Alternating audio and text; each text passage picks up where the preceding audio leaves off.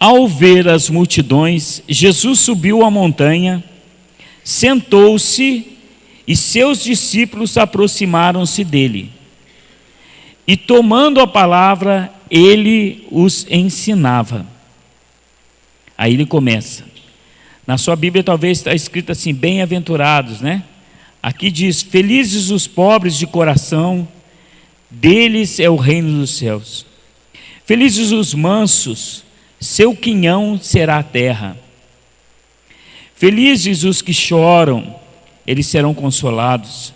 Felizes os que têm fome e sede da justiça, eles serão saciados. Felizes os misericordiosos, eles alcançarão misericórdia. Felizes os corações puros, eles verão a Deus. Felizes os que agem em prol da paz, eles serão chamados filhos de Deus. Felizes os perseguidos por causa da justiça, deles é o reino dos céus.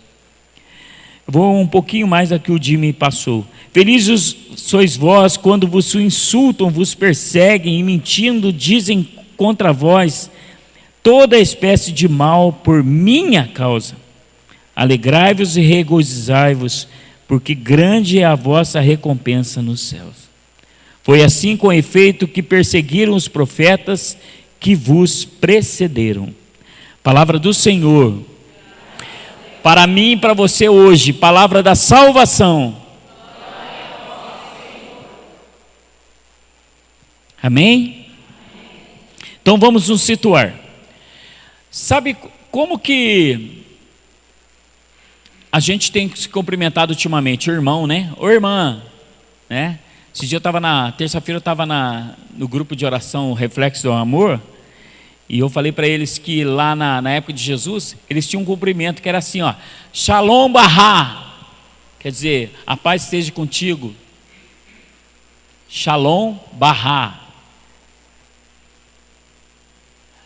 Na época de Jesus, na época do Antigo Testamento, isso era um costume. Sabe, quando a gente fala bom dia, você fala assim, bem-aventurado, feliz, feliz. Quando o anjo chega de Nossa Senhora, ela diz, feliz és tu, Maria. Qual foi o cumprimento de Isabel com Maria? Bem-aventurada és tu. Então é um costume, um carinho que as pessoas tinham. Por isso que nós nos cumprimentamos, amado, querido, né? Às vezes as pessoas acham estranho, chamavam o pessoal de meu amor, minha querida, meu querido, e um motorista uma vez falou para mim assim, nossa, Joel, faz tanto tempo que minha mulher não me chama de meu amor. Eu falei, então eu estou te chamando você de meu amor, né? Por quê? Porque as pessoas vão passando o tempo, nós vamos nos tornando secos, e nós às vezes, aquilo que o Ciel até falou, nós não, se nós não fazemos a experiência do amor de Deus, nós vamos passar o quê? Se você chupar limão, você corre o risco de ficar azedo, vem curvando, não é? Por quê? Se você alimenta-se de amarguez, de tristeza, de angústia, de coisas ruins, você vai sendo um armazém, um silo, ou um celeiro de coisas amargas. Sabe quando você fala para a pessoa assim, bom dia, a pessoa fala, bom dia para você. Jesus nos quer chamar a atenção nessa noite, para que a gente entenda o que é esse plano, eu não sei o que eu vou fazer da minha vida. Até hoje, se o Ciel fosse fazer uma provinha aqui, a perguntar, o que você quer da sua vida? Eu quero viver Mateus 5, de 1 a 12. Quer um projeto feliz para a sua vida? Mateus 5, de 1 a 12. E é isso que Jesus faz com os discípulos, e está fazendo comigo e com você, nesse monte. Jesus está falando comigo e com você. Você consegue escutar a voz de Jesus? Você consegue perceber que Ele está aqui, como aquele irmão que quer nos dar um direcionamento para a nossa vida? Quem eram as pessoas que caminhavam com Jesus? Pescadores, prostitutas, viúvas, pobres, leprosos, marginalizados, Este era o povo que seguia Jesus. Nós somos melhores que eles, porque a gente tem algum valor. Esse pessoal não tinha valor nenhum, mulheres não tinham valor nenhum. Tanto que no templo, quando ia ter o momento, a função no templo, era só homem que entrava, mulher e criança ficava é como se fosse aqui, ó. Aqui acontecendo a reunião da missa, e o povo ficava lá no trevo, lá na rotatória, lá perto daquele posto lá, longe, não tinha o direito. Se faltava alguém, eles pegavam um homem escravo e dava para ele liberdade para completar o número de pessoas. Então era os piores que andavam com Jesus.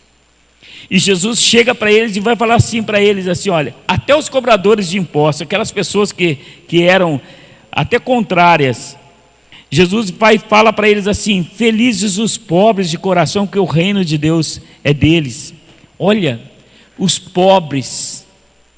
Por quê? É uma pobreza que vai além, uma necessidade. Eu preciso. Vou te dar um exemplo. Sabe como é que o escravo falava com o seu senhor no tempo de Jesus? Di, vem cá, faz favor. Era assim, ó. Acabava o almoço, o escravo servia o almoço, a janta, e na hora de dormir, ele às vezes estava com fome, porque ele não tinha direito de comer. O escravo tinha que servir. Então ele chegava para o seu senhor, ele nem olhava na cara do seu senhor, ele era assim, fica com um pouquinho, só para eles verem.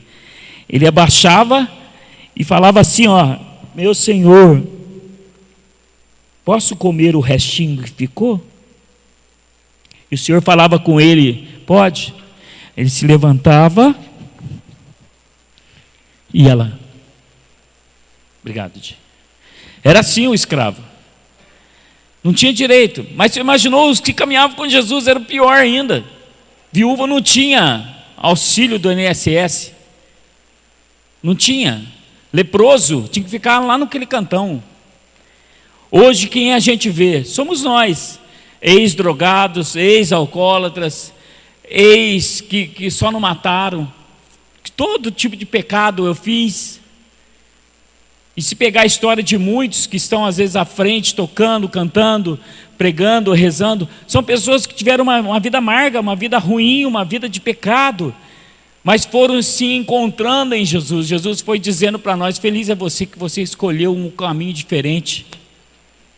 Está entendendo o que Jesus está querendo falar para a gente? Que tipo de caminho que nós temos traçado para a nossa vida até hoje? Será que nós temos tido um coração pobre para ter o reino de Deus? Será que eu tenho falado para Jesus que eu preciso dele? Que eu quero ir para o céu?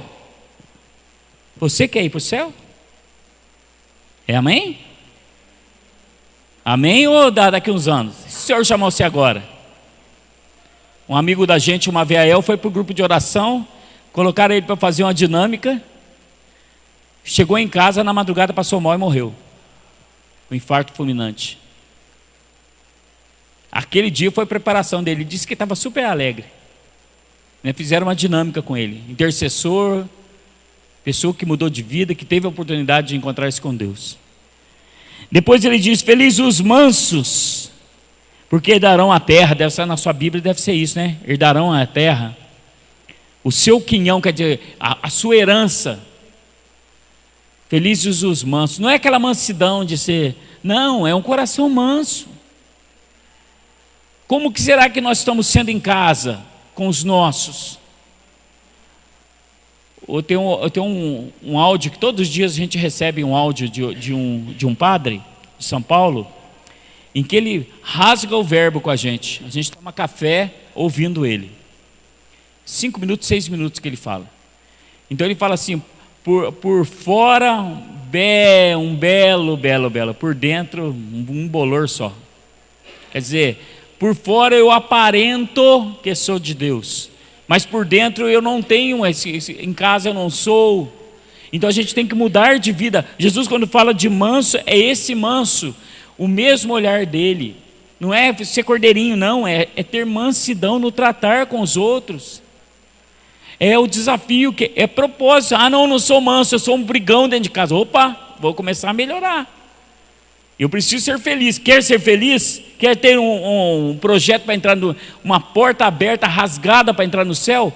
Comece a mudar a sua maneira de pensar. Felizes os que choram.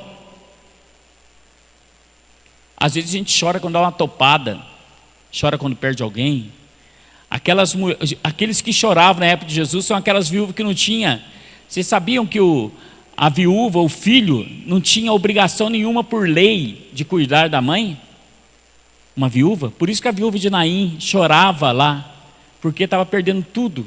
Já o filho já nem cuidava dela direito, aí que ela não ia ter nada. Por isso que ela chorava pela perda do seu filho. E esse choro, quantas mulheres choram hoje, quantas mães choram pelos seus filhos, choram por seus maridos que estão no álcool, na droga, que estão numa vida errada, que não encontram Deus, querem que as pessoas façam a experiência, talvez a sua, talvez você queria que a sua mulher, sua esposa, seus filhos estivessem aqui, mas não estão. É você que vai ser o portador dessa graça para eles. Você não pode ficar só com você. Senão a gente vai engordar, daqui uns dias a gente não vai conseguir andar mais, nem chegar no grupo.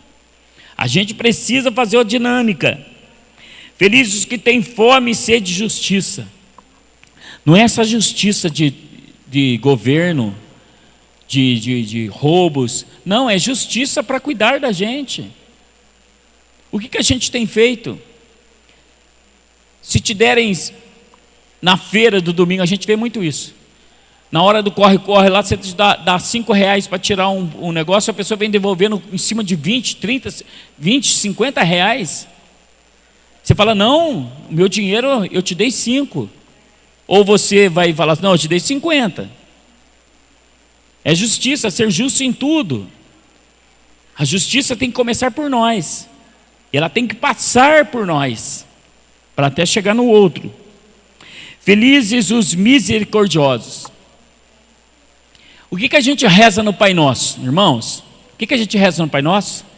Pai Nosso, que estais no céu, santificado seja o vosso nome, venha a nós o vosso reino, seja feita a vossa vontade, assim na terra como no céu.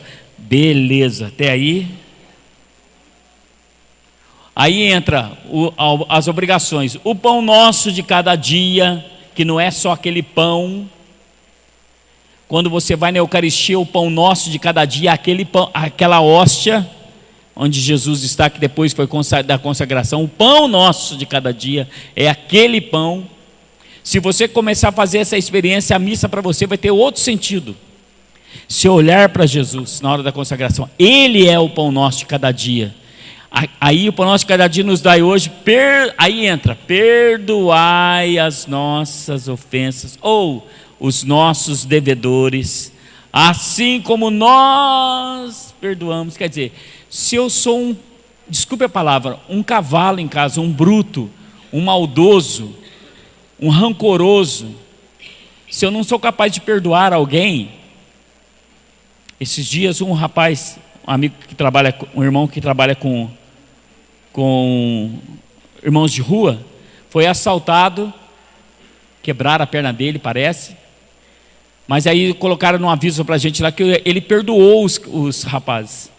Esse tipo de misericórdia. Me ofendem e eu perdoo. Se eu quero misericórdia, eu tenho que dar misericórdia, concorda? Tem que dar misericórdia.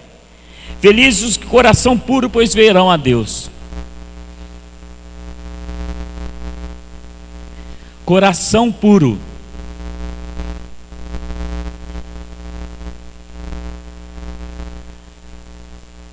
O namorado da minha filha, o noivo da minha filha, eu quase não partilho isso. Lembra o ano passado, que foi o ano da misericórdia? Eles começaram a namorar o ano passado. E ele é uma pessoa separada. Aí, quando nós ficamos sabendo da história, a gente tem na nossa família vários que são separados, né? Vivem em segunda união. Bateu no meu coração aquilo quando a Vera falou assim, olha, bem, está acontecendo isso. E ela estava até com cuidado comigo, porque eu sou radical em muitas coisas. Sou radicalista mesmo. E Aí ela falou, mas nós estamos no ano da misericórdia, mas ele é separado, já está separado há mais de 3 anos. Isso, e ele está de namorinho com a Natália. Eu falei, e aí, bem? Nós vamos ter estrutura, porque as pessoas sempre comentam, nossa, filha do Joel, lá do grupo de oração, Voz do Altíssimo, membro da equipe de cura e libertação da cidade. A filha dele está namorando alguém separado, vivendo. Aí, tudo bem. O que eu fiz? Fui conhecer o rapaz, ano da misericórdia. 2 horas conversei com ele, mais ou menos. Falei tudo que um pai fala assim, olha, você já teve experiência sexual, você já, sabe, de homem para homem. Você tem, a Natália não teve. Você vai ter que ter paciência com ela, você tem que conhecer a Natália tem um gênio forte, um gênio mais da Vera do que o meu. Então você, eu sou de igreja, tenho um trabalho na igreja, não estou menosprezando e julgando você, mas eu queria que você pode contar comigo e beleza, assim que eu quero que você pense na Natália, como sua namorada. O dia que você não estiver resistindo, vai embora. E se você perceber que você está defraudando a nossa conversa, chega nela e fala assim, por causa da conversa com seu pai, eu estou terminando com você. E já tiveram umas 2 vezes para terminar. Até um dia parecido, eu peguei na mão dele lá na parte de baixo da basílica, e como um pai, porque ele não tem pai, perdeu o pai com 4 anos, 5 anos. Eu peguei nele e falei assim, olha, você está precisando de um conselho de pai, né? Então vamos conversar. Fiz sinal para a Natália, com a Vera, para ir na frente. Aí levamos ele para confessar, começou a participar. Hoje ele lê comigo, lê com a gente no oratório. Está trabalhando, os dois vivendo, os dois estão com casamento para esse ano, se Deus quiser. Estão vivendo como namorados, tem as horas quentes, mas, sabe, aí a misericórdia começa no desafio. E sem medo, eu comecei a vê-lo e ele a me ver, ele me beija no rosto. Temos uma amizade muito grande. Os puros de coração, porque a gente precisa ver a Deus. Felizes os que agem em prol da paz. Vou dar um exemplo para vocês. Eu estava com uma situação em casa, uma dificuldade muito grande, de relacionamento com a Vera e a Natália. Eu gosto muito das coisas práticas. Aí um dia eu marquei uma reunião com elas, eu falei assim, olha, eu já vejo a última curva para a chegada. Não vejo a faixa de chegada, mas Deus me deu a graça, por várias vezes eu sonhar e ter essa visão da última curva. E eu não quero ir embora com vocês duas no clima que vocês estão. Começaram a chorar as duas. Falei, não é para chorar, é para vocês se perdoarem. Vocês não podem ficar nesse clima. Sabe como você constrói? Você não é duro, mas você é verdadeiro. Você promove a paz. Acabou. Foi uma reunião só. Felizes os que são perseguidos por causa da justiça, deles é o reino de Deus. Justiça. Justiça com os irmãos. Os irmãos de rua, tem gente que não gosta de chegar perto, eu abraço, eu beijo. Eu sou chamado no meio deles de pastor, porque eu oro por eles. Não é aquela oração. Chegou um rapaz, quase repousou no dia que eu orei por ele na Rua 11. Às vezes a gente não sabe o que esses homens e mulheres vivem. Mas a gente vai atrás. A gente quer ser o exemplo disso. Porque eu quero ser feliz, eu quero o reino de Deus, eu quero chegar no reino de Deus. Mas às vezes, vou dizer uma coisa muito séria. As escolhas que nós fazemos nesse caminho, nós queremos que Deus aprove as reações, os motivos nossos, o caminho nosso. Deus quer que nós tenhamos uma ideia diferente. Não é nós que temos que impor a Deus um caminho, que Ele abençoe o caminho que eu quero tomar. Por isso que tem muita gente que não consegue crescer na fé, porque ele escolhe um projeto de Deus, mas ele vai adaptando com jeitinho brasileiro. Ora eu sou de Cristo, ora eu não sou, e tem que ser ou é ou não é. Talvez você, como eu tive que mudar, tive que me quebrar muito. Estou me quebrando. Mas por quê? Porque eu quero o céu, eu quero viver no céu. Eu falo isso nas minhas orações: Senhor, eu quero entrar na comunhão, nos átrios. Eu quero entrar no átrio, morar contigo, como diz o Salmo. Uma coisa só eu peço, é morar com o Senhor. Eu não quero somente chegar lá perto, eu quero entrar, passear com o Senhor, ver aqueles que lutaram, ver aquelas pessoas que sofreram na vida e que venceram pela causa de Jesus. É esse o projeto, é esse o caminho que a gente tem que ter. Então, meu querido, minha querida, meu amado, minha amada, seja um bem-aventurado, uma bem-aventurada, mas decida-se por Jesus. Vai judiar de você? Vai exigir de você? Vai fazer com que você tenha que orar certas horas chorando? Vai. Mas as pessoas vão ridicularizar vocês? Vai. Eu passei por isso. Minha família demorou, ainda tem uns que não aceitam o tipo de vida que eu tenho. Mas continuo o meu caminho. Mesmo sozinho, eu seguirei. Quando eu ouvi a primeira vez essa música, eu falei: não quero ser os que se acovardam, não. Tem gente que pergunta, não sei se você já viu na hora do creio, algumas missas que eu estou, tem o creio, principalmente sábado e domingo, eu levanto a minha mão direita. Aí foram perguntar para mim: por que você levanta a mão direita? Porque se eu entrar alguém para assassinar alguém, quem é cristão aqui? Eu creio em Deus Pai Todo-Poderoso, eu sou um cristão, eu sou. Lembra daquela passagem que diz: não sei quanto a vocês, mas eu e minha família decidimos seguir o Senhor.